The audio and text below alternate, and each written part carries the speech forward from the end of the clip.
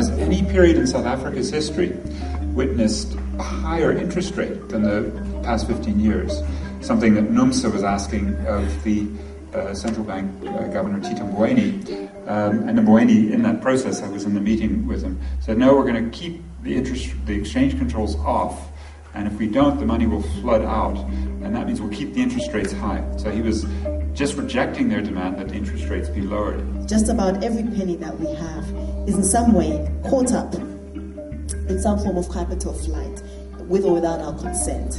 And I think that the whole notion as well of the cost of trying to regulate is one that the state has not been able to bring to bear in any way. The notion that private companies and private investments are able to then bolster these markets means that at some point, the manner in which our money flows in and flows out, currency flows, means that at some point there's a potential that there'll be so much more money floating around in the air that we're not able to put a definite value to it.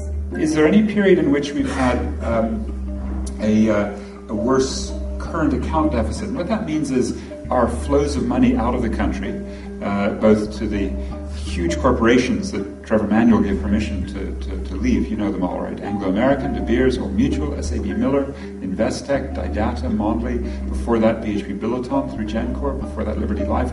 The huge companies that were our major investors are all London, Melbourne, New York, with a couple of exceptions, Afrikaner firms. Have we ever had as bad a balance of payments and current account outflow? And the answer is no. And in fact, The Economist magazine looked at the emerging markets, 17 of them, not long ago, and said, well, which is the most risky? What do you think, folks? The most risky emerging market, middle-income country in the world? It's South Africa. We don't control we don't control the prices. We don't control the pricing. We don't control how much money is flowing in and out. And then we lend irresponsibly. And then in the midst of all this, we then want to pretend that we are pursuing some kind of a developmental agenda when we're not. What we're doing is we are enabling a particular social apartheid, when enabling a particular social structure.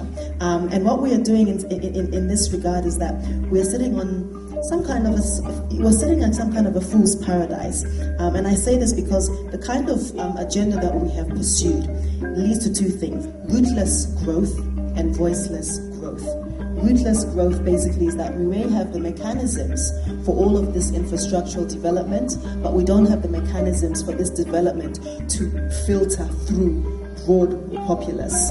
And the second is voiceless growth, whereby because there's this deficit between democratic structures and participatory democracy, and all of the things that are happening in the economy, all of the things that are happening in the market, all we feel as communities is an instinctive sense of discontent and dissonance and distance from all of these processes that are taking place. So as a result, the byproduct of this is voiceless growth, whereby more and more of us feel really cheesed off and we're not entirely sure why.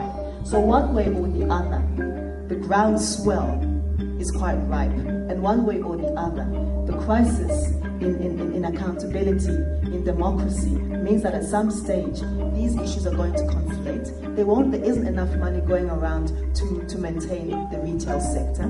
There aren't enough jobs going around being manufactured anymore, contrary to President Zuma's very extravagant promise to create 500,000 jobs at the end of the year.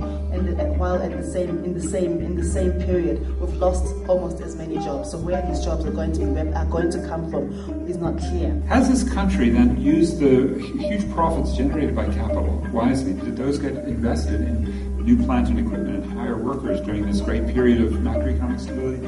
The answer, no. The profit flows went into those corporations and went into the financial markets, went into the JSE incentive, and then they bubbled around. And in fact, they created, again, a question: is there a bigger property bubble anywhere in the world than South Africa? Answer, no. In fact, The Economist magazine measures it between 1997 and 2008 at 393% as an increase in the price of residential real estate. So those are some reflections of how extraordinarily badly the South African economy has been managed, so that the profits don't get reinvested. And yet, isn't there a developmental state under construction? And then I'd ask you, where is that money going? The 750 billion rand in new infrastructure investments coming online now. Of course, 2010 Stadia, the Gautrain only elites will be able to afford, the big electricity generation that's being built now in Medupi, over 100 billion right there, nuclear generators being planned. And then that, of course, leads to the question, well, who's getting the cheapest electricity in the world? I think all of us, and especially folks in the township, just got hit with a 35% increase from Eskom. And yet BHP Billiton, Anglo, ArcelorMittal, the biggest companies, get the cheapest electricity in the world. It would appear then in South Africa that we've had neither the bursting of the property bubble, neither a banking crisis. Is there a way then of matching this to what are obviously kind of worrying tendencies within South Africa? Is there any kind of credit to be given to the fiscal management and things like that?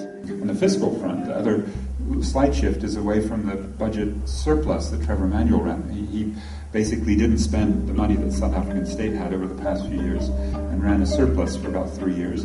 And that's now gone into a deficit. His estimate in February was about 3.8, and it'll probably be more like 5. But running a little bit of a fiscal deficit, a budget deficit by the government, is a semi-Keynesian measure. But nothing near as big as what is needed. The U.S. deficit, what Lebohang kind of describes as a lemon socialism bailout of financial crony capitalists, is taking that to 13%. So we could have a much bigger budget deficit, as many advocates are demanding. And especially that instead of the money going to the elites through the sort of crony capitalist public works and infrastructure, rather that it go to the base.